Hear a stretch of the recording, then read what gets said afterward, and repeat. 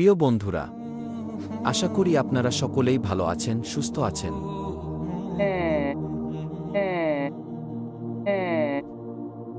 ফেরাউনের লাশ থেকে কেন এই অদ্ভুত আওয়াজ বের হল? বিজ্ঞান কি এর কোনো ব্যাখ্যা দিতে পারবে? কেন প্রতি বছর ফেরাউনের লাশের উপরে একটি ইঁদুর ছেড়ে দেওয়া হয়?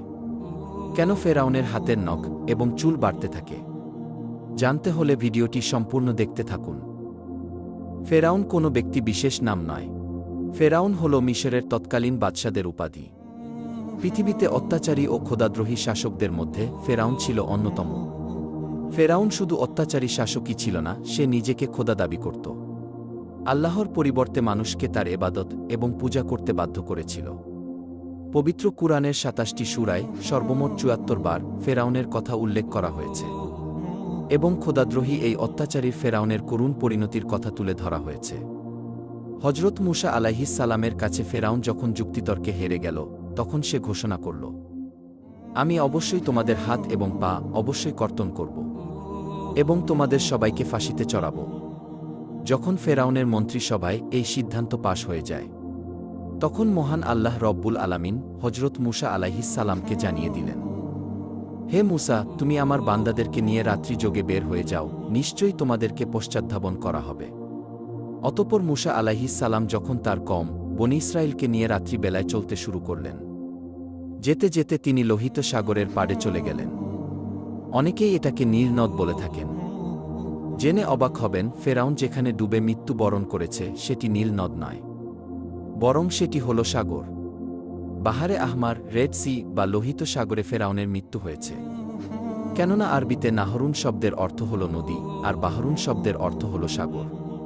পবিত্র কুরআনেও বাহার শব্দটি ব্যবহার করা হয়েছে। হজরত মুসা আলাইহিস সালাম তার কওমকে নিয়ে যখন লোহিত সাগরের পাড়ে এসে দাঁড়ালেন, তখন তারা দেখতে পেলেন পেছন দিক থেকে দেয়ে আসছে ফেরাউন বাহিনী।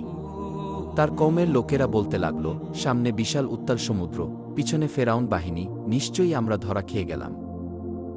তখন মুসা আলাইহিস সালাম উত্তরে বলেন, কখনো না। নিশ্চয়ই আমাদের সাথে আমাদের মহান রব রয়েছেন, তিনি আমাকে পথ প্রদর্শন করবেন। অতঃপর আল্লাহ তাআলা বলেন, হে মুসা, তুমি তোমার লাঠি দ্বারা সমুদ্রে আঘাত করো। সমুদ্রে আঘাত করার সাথে সাথেই সমুদ্রের বুক চিরে একটি বিশাল প্রশস্ত রাস্তা তৈরি হয়ে গেল। সাগরের মাঝে রাস্তার দুই পাশে পানি দুই ভাগে বিভক্ত হয়ে সুউচ্চ পাহাড়ের মতো দাঁড়িয়ে রইল। আমরা অনেকেই জানি লোহিত সাগরের গভীরতা প্রায় ৪ থেকে ৯ হাজার ফিট।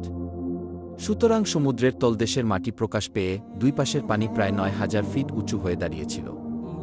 শুষ্ক সেই পথ দিয়ে মুসা আলাইহিস সালাম এবং তার কওম খুবই স্বাভাবিকভাবেই সমুদ্র পাড়ি দিয়ে ওপারে চলে গেল। ফেরাউন এবং তার দলবল এসে যখন দেখতে পেল লোহিত সাগরের মাঝ বরাবর একটি বিশাল রাস্তা হয়ে গিয়েছে, তখন ফেরাউনের উজির হামান বলতে লাগল, আমরা ইতিপূর্বে লোহিত সাগরের পাড়ে এসে দেখেছি, কখনো রাস্তা ছিল না, কিন্তু এখন কিভাবে রাস্তা হল? ফেরাউন তখন উত্তর দিল, এই রাস্তা নাকি সে নিজে নির্মাণ করেছে। আল্লাহ তাআলা পবিত্র কুরআনে বলেন, আমি বনী ইসরাইলকে সমুদ্র পার করে দিলাম, কিন্তু ফেরাউন ও তার দলবল বনী ইসরাইলের পিছু ধাওয়া করল। ফেরাউন তার দলবল নিয়ে যখন সমুদ্রের মাঝপথে এসে উপনীত হল, তখন আল্লাহ তাআলা সমুদ্রকে স্বাভাবিক হওয়ার ঘোষণা দিলেন, ফলে পানি তাদেরকে ডুবিয়ে দিল। তৎক্ষণাৎ ফেরাউন বলতে লাগল, আমান্তু, আমি ঈমান আনলাম, লা ইলাহা ইল্লাল্লাহ, আল্লাহ ছাড়া কোনো মাবুদ নেই। আমি সেই আল্লাহর প্রতি ঈমান আনলাম যে আল্লাহর প্রতি ঈমান এনেছে বনী ইসরাইল। আমি সেই আল্লাহর প্রতি ঈমান আনলাম যে আল্লাহর প্রতি ঈমান এনেছে পয়গম্বর মুসা এবং পয়গম্বর হারুন, এবং আমি মুসলমান হয়ে গেলাম। সুপ্রিয় দর্শক, ফেরাউন সেই মুহূর্তে ঈমান আনলেও তার ঈমান গৃহীত হয়নি। আল্লাহ তাআলা জবাবে বলেন, তুই এখন ঈমান আনছিস, ইতিপূর্বে তুই ছিলি চরম অবাধ্য এবং পৃথিবীতে ফাসাদ সৃষ্টিকারী, সুতরাং তোর ঈমান এখন ধর্তব্য নয়। আল্লাহ তাআলা আরও বলেন, আজ আমি তোর দেহ রক্ষা করব, যেন তোর পরবর্তী লোকদের জন্য নিদর্শন হয়ে থাকে। নিশ্চয় অধিকাংশ মানুষ আমার মহাশক্তিশালী নিদর্শন থেকে গাফেল। ইমাম কাতাদাহ রহিমাহুল্লাহ বলেন, বনী ইসরাইলগণ সাগর পাড়ি দেবার পর মুসা আলাইহিস সালাম যখন বনী ইসরাইলদেরকে ফেরাউনের নিহত হওয়ার সংবাদ দেন, তখন তারা এই খবর অস্বীকার করতে লাগল, কেননা ফেরাউনের ব্যাপারে তারা খুবই ভীত সন্ত্রস্ত ছিল এবং তারা বলতে লাগল, ফেরাউন হয়তো ধ্বংস হয়নি। মহান আল্লাহ তাদেরকে ফেরাউনের লাশ চোখে দেখানোর জন্য এবং এর থেকে অন্যান্যদের শিক্ষা লাভের উদ্দেশ্যে সাগরের ঢেউয়ের মাধ্যমে ফেরাউনের মৃতদেহটি তীরে এনে ফেলে রাখলেন এবং তা সবাই প্রত্যক্ষ করল। এতে করে ফেরাউনের ধ্বংসের ব্যাপারে তাদের নিশ্চিত বিশ্বাস হল এবং তার লাশ হবার জন্যে নিদর্শন হয়ে গেল। পরিশেষে তার লাশের কি পরিণতি হয়েছিল এ ব্যাপারে কোরআন ও হাদিসে কোথাও কোনো তথ্য নেই। কিন্তু এই ঘটনা সংঘটিত হওয়ার ৩,০০০ বছর পর লোহিত সাগরের তীরে জাবালিয়ান নামক স্থানে ১৮৯৮ সালে ফেরাউনের লাশ সর্বপ্রথম আবিষ্কার করা হয়। কিন্তু এখানে প্রশ্ন হল, ফেরাউনের মৃত্যুর পর থেকে ১৮৯৮ সালের আগ পর্যন্ত দীর্ঘ ৩,০০০ বছর লাশটি কোথায় ছিল? অধিকাংশ ঐতিহাসিকদের মতে এটি পানিতে অক্ষত অবস্থায় ভাসমান ছিল। যাই হোক, অতঃপর এই লাশটির সঠিক তথ্য উদ্ঘাটনে মিশর সরকার দীর্ঘদিন গবেষণাগারে সংরক্ষণ করেন। অবশেষে দীর্ঘ গবেষণার পর মিশর সরকার ঘোষণা করেন এটিই সম্ভবত মুসা আলাইহিস সালামের যুগের মিশরের সবচেয়ে প্রতাপশালী খোদাদ্রোহী ফেরাউনের লাশ। বিশ্বব্যাপী এ সংবাদ ছড়িয়ে পড়ায় ১৯৮১ সালে ফ্রান্স সরকার ফেরাউনের লাশ নিয়ে উচ্চতর গবেষণার জন্য মিশর থেকে ফেরাউনের লাশকে রাজকীয় সংবর্ধনা দিয়ে নিয়ে যায়। ফেরাউনের লাশ লাল গালিচা সংবর্ধনা দিয়ে বরণ করা হয়। অবাক করা বিষয় হল, ফেরাউনকে ফ্রান্সে আনার জন্য তার পাসপোর্ট তৈরি করা হয়। পাসপোর্টে তার পরিচয় লেখা হয় মহান মিশর সম্রাট। এটা করা হয়েছে কারণ ফ্রান্সের আইন অনুযায়ী জীবিত কিংবা মৃত কেউ ফ্রান্সে পাসপোর্ট ছাড়া ঢুকতে পারে না। তাই এই নিয়ম মেনেই তাকে ফ্রান্সের ল্যাবে হাজির করা হয়।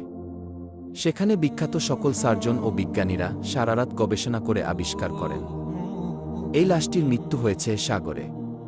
তার শরীরে লবণের কণা পাওয়া গিয়েছে। সাগরে ডুবে মরা ছাড়া এমন সামুদ্রিক লবণ কণা পাওয়া সম্ভব নয়। এছাড়া তার কয়েকটি হাড্ডিতে চোটের চিহ্ন প্রমাণ করে বড় বড় ঢেউ রুখতে গিয়ে তার এই অবস্থা হয়েছে।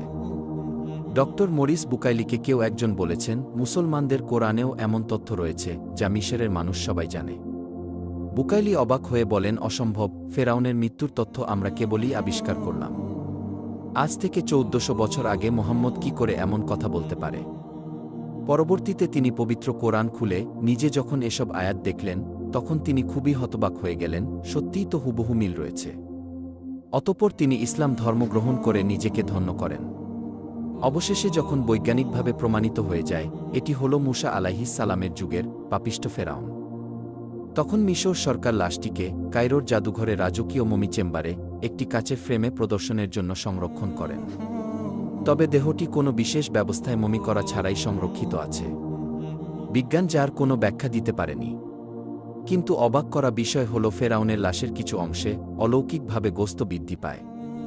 আর প্রতি বছর মার্চ মাসের ১৫ তারিখ লাশের উপরে একটি ইঁদুর ছেড়ে দেওয়া হয় এবং ছেড়ে দেওয়া ইঁদুর সেই স্ফীত গোস্ত খেয়ে সাবার করে। আরও অবাক করা বিষয় হল, অলৌকিকভাবে ফেরাউনের নখ এবং চুল বৃদ্ধি পায়, যা সত্যিই হতবাক ও অবাক করা বিষয়। সম্প্রতি ফেরাউনের লাশের একটি অদ্ভুত আওয়াজ বের হয় যা গোটা পৃথিবীকে হতবাক করেছে। কি সেই অদ্ভুত আওয়াজ, যার কোনো ব্যাখ্যা আদৌ সম্ভব নয়? সত্যিই আল্লাহ তাআলা ফেরাউনকে শুটকি বানিয়ে গোটা বিশ্বের স্বৈরশাসকদের একটি সতর্কবার্তা দিয়েছেন।